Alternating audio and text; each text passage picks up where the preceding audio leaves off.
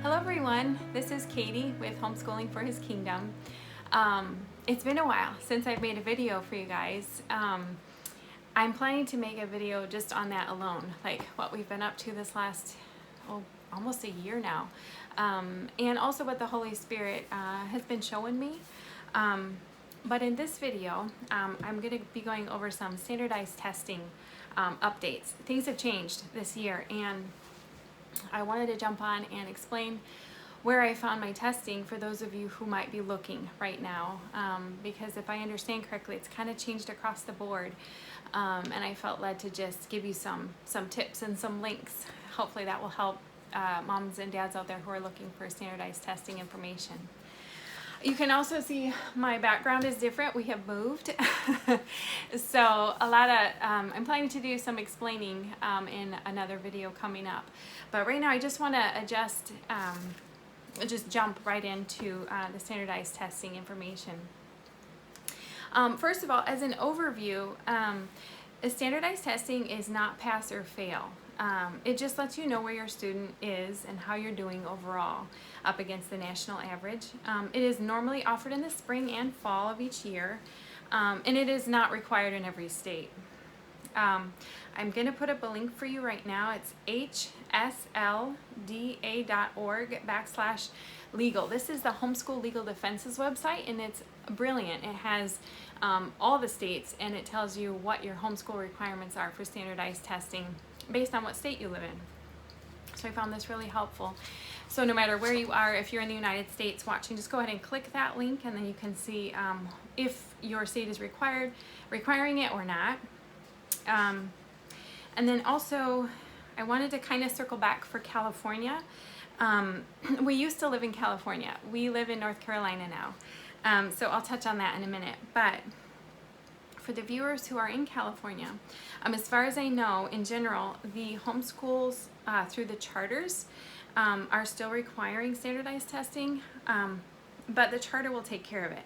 They will be providing the testing as well as administering it for you.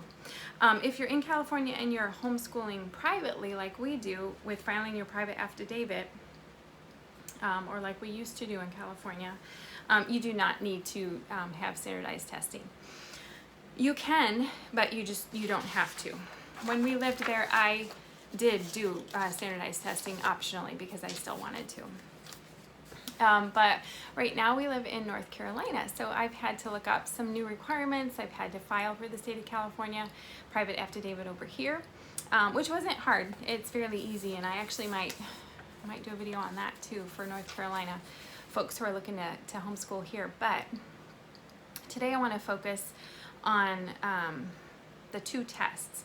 So in North Carolina, things are a little bit different. They actually do require standardized testing here for ages 7 and up. If you homeschool ages 7 and up, you have to test at least once a year with any standardized test. They don't require any specific one as long as it's nationally recognized.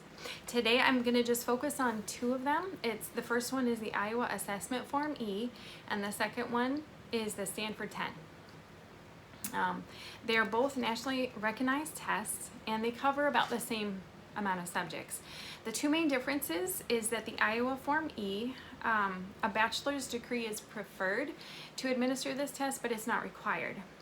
And also the Iowa Form E is a timed test on every section. The Stanford 10, you do not need a bachelor's to administer it, and it is not timed. So once you decide if you're going to test, then I hope that helps you kind of work through what kind of test you can choose from. Then this is how you can obtain the material. So this is basically why I'm making this video. You know me, I love Abeka.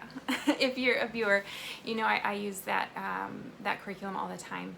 It's a wonderful Christian-based material, Christian homeschool material out of Pensacola, Florida. So, as usual, I was talking to Abeka this year, and I had just mentioned to one of the gals online, can I still order the standardized testing this year? Is everything the same? She said, no, it's actually not. You can order, but we don't offer everything we used to. So that's why I do have a standardized test video out already from last year, but since things have changed so much, I just wanted to give you guys an update. I'm just going to read here for a little bit so I don't skip around. Okay, so this is what I prayed about it, because I didn't, since Abeka, so basically Abeka is no longer offering the Iowa Form E, which is what we usually choose.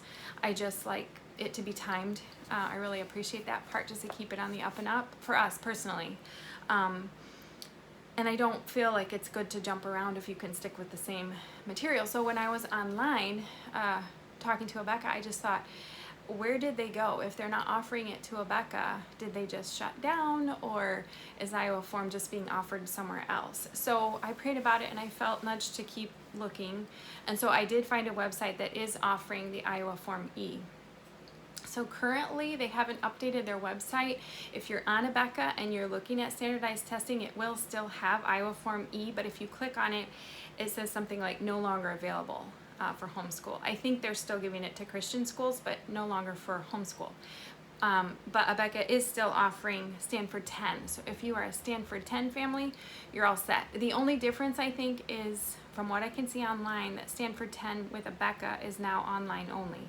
So you can't offer it in written form. So let me back up.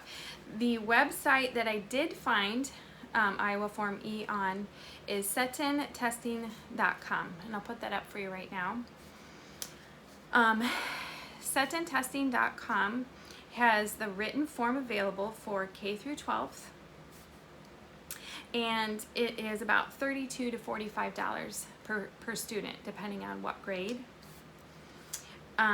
They also offer Stanford 10 for 3rd through 12th on that same website for $40 per student. The difference is, again, with Seton Testing, that it appears Stanford 10 is only online. So you can find Stanford 10 still on abeka.com, and I'll put the link here, for 3rd through 12th. Their pricing is about $25 to $50. So I hope that makes sense. So you can, let me review. So you can get Seton Testing is where you can get everything. It looks like both of those tests, as well as 2 more standardized testing if you're still looking for more options. They have 4 standardized tests on setontesting.com. On abeka.com they have 1, and it's the Stanford 10. So I hope that helps. If you're looking, it was really easy to, you just have to set up an account, and then you log in and you put it in your cart. You click down on the grades of each child that you have, and then it, I think it was $32 for each of our kiddos. We're doing 3rd and 5th grade this year. Okay, and then they'll also, both Abeka and Seton let you decide your testing dates, and then they send the material out in advance of that as a buffer to make sure it comes early, and then you rent the material for about 2 weeks or so. You test, and then you send back the material, and they grade it, and then they'll give you your results. That's if you're doing the written form. If it's online, I'm not exactly sure. It sounds like there's an online time frame where your child has to log in, and you probably receive the grades back much quicker because it would be online. Okay, once you've decided what test you're going to be doing and how you're going to be administering it, whether it's online or in person, here's just some tips in wrapping this up. This will be my 4th year administering the test for the kids, and maybe these ideas will help you. I hope they do, so that you don't have to make the same mistakes I did. No matter what, again, I just want to remind you, no matter what test you choose, I recommend sticking with it over the years, simply because year over year you'll be able to see your child's progress better if you don't switch from like Stanford back to Iowa Form E. I think there's a California one as well. That's my first tip.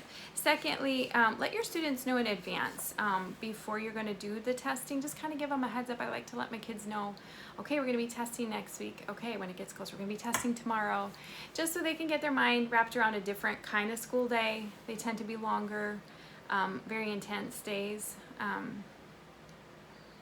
And also, here's a big one. I usually try to test within 2 or 3 days, but what I notice is it's so intense that I'm spent and the kids are drained, or my son is drained. This will be the first year we test 2 two kiddos.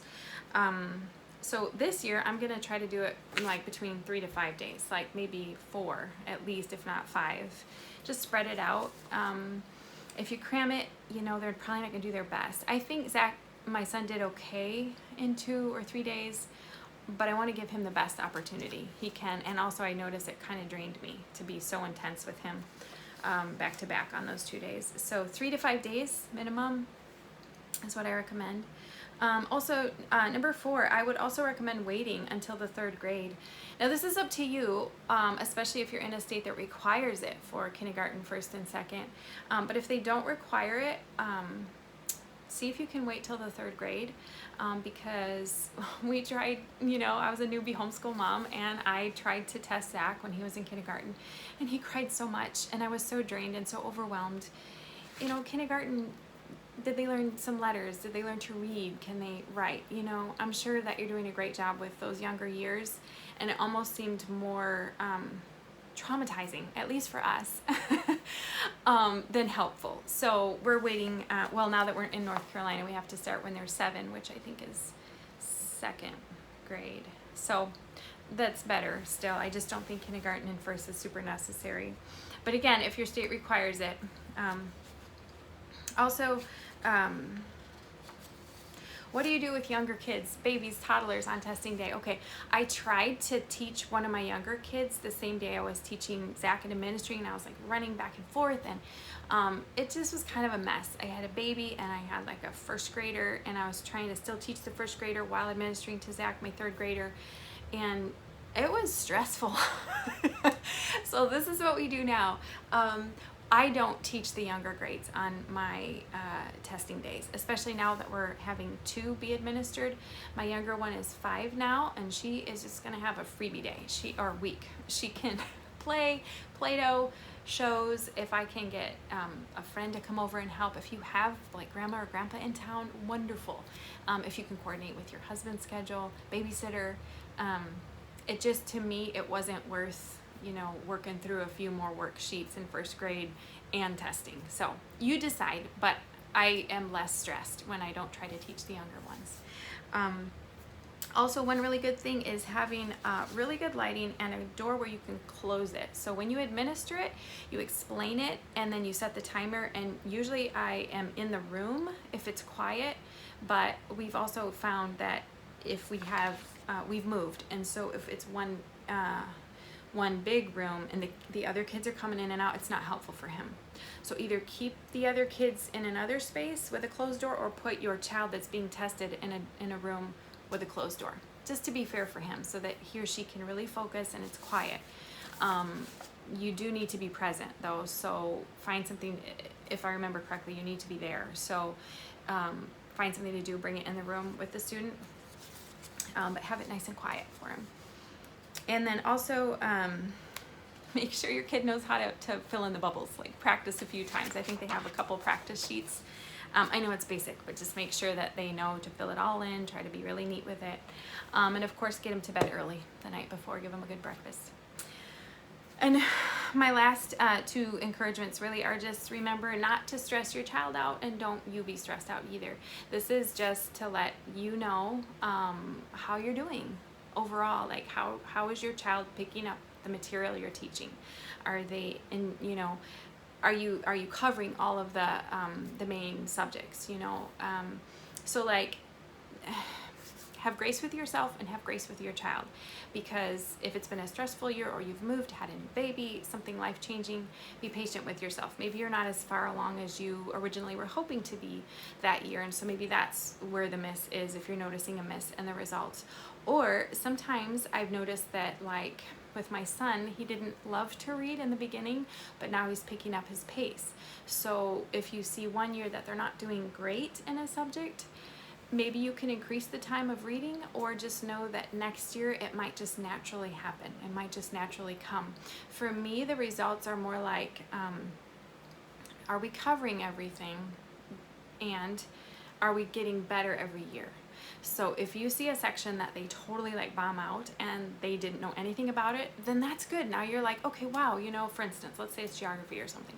Wow, I guess I need to buy some maps, you know? It's like, and I don't mean that like, That was just an example. I'm sure everyone out there is doing geography. My point is, if there's some hole though that you've totally missed, yeah, go buy some curriculum, start teaching on that. But overall, if it's just lower, like let's say in math or something, pray about it.